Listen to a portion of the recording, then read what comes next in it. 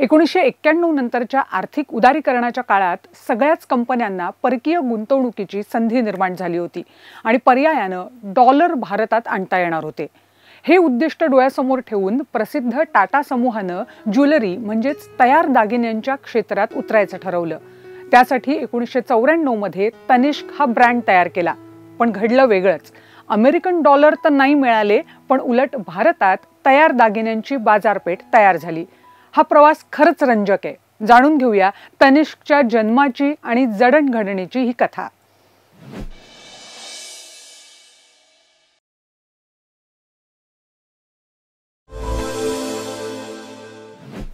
टाटा समूहाचे तेव्हाचे अध्यक्ष रतन टाटा यांना वर सांगितल्याप्रमाणे समूहाकडे परकीय चलन आलेलं हवं होतं आणि त्यासाठी टायटन या टाटा समूहातल्या उपकंपनीच्या माध्यमातून त्यांना तयार दागिने परदेशात विकायचे होते।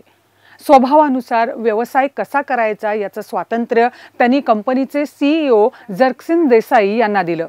देसाई यांनी काम सुरू केलं तेव्हा त्यांना तनिष्कचं ब्रँड पोझिशनिंग करायचं होतं। म्हणून जागतिक स्तरावर 22 कॅरेटचे दागिने प्रसिद्ध असताना त्यांनी ते 18 कॅरेटचे बनवावे असा घाट घातला। पण ही कल्पना लोकांना अजिबात आवडली नाही। या दागिन्यांवर खरं तर ओरखडाही उठत नव्हता। हे सुरक्षित दागिने होते, पण त्यातून हे दागिने सोन्याचे आहेत ही भावनाच लोकांमधून गेली आणि परिणामी कंपनीला खूप मोठं नुकसान सहन करावं लागलं। म्हणून जागतिक स्तरावर हे दागिने इतकं की 2001 मध्ये टायटन कंपनीचा शेअर 2 रुपयांवर आला होता। आता वेगळा विचार करणं भाग होतं।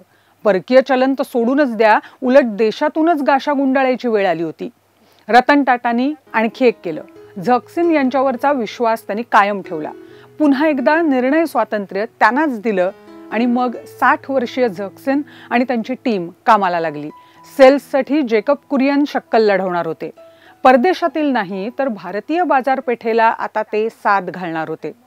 संस्कृतमध्ये तन म्हणजे शरीर आणि निष्क म्हणजे मौल्यवान वस्तू यांच्या एकत्रीकरणातून तनिष्क म्हणजेच शरीरावरील मौल्यवान दागिना हा शब्द तयार झालाय। आता ही गोष्ट भारतीय लोकांमध्ये रुजवायची होती। भारतात स्थानिक सोनारांकडे दागिने बनवून घ्यायची परंपराच होती। कुटुंबांचा पिढ्यानपिढ्या चालणारा एक सोनार असायचा आणि तोच दागिने घडवायचा। तयार दागिने हा प्रकारच लोकांना फारसा परिचित नव्हता। या सोनारांकडे जाताना लोकांना एक प्रकारचा विश्वास वाटायचा आणि तनिष्कनं हा विश्वासाचा धागा पकडला। परदेशातून त्यांनी घाऊक प्रमाणावर कॅरेट मीटर ही मशीन मागवली। तुम्ही तुमच्याकडे असलेले दागिने फुकट तनिष्कच्या शोरूम मध्ये जाऊन कॅरेट मीटर मधून तपासून पाहू शकत होता आणि ते नेमके किती कॅरेटचे आहेत हे मशीन तुम्हाला सांगायचं। आणि विशेष म्हणजे 58% दागिने हे सोनारानं सांगितलेल्या कसापेक्षा कमी भरायचे। भारतात सगळीकडेच या कॅरेट मीटरची चर्चा मग सुरू झाली। दक्षिण भारतीय लोक जे सोन्याच्या दागिन्यांचे सगळ्यात मोठे खरेदीदार आहेत, तिथेच टायटननं आपली पहिली शोरूम चेन्नईमध्ये सुरू केली। आता लोकांचा विश्वास तर मिळवला। तनिष्कचेच दागिने आणि तेही तयार दागिने खरेदी करावेत यासाठी आता काहीतरी वेगळी शक्कल लढवावी लागणार होती। तनिष्कनं 18 कॅरेटचा नाद सोडून देऊन ते 22 कॅरेटवर आले होते। आता जेकब कुरियन यांनी सूत्र हातात घेतली। सेल्स विभागानं आता नवीन ऑफर आणली।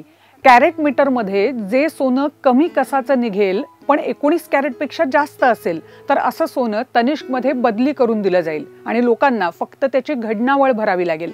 जर दागिने 19 कॅरेटपेक्षा कमी असतील तर उरलेला फरक ग्राहकांना भरावा लागणार होता।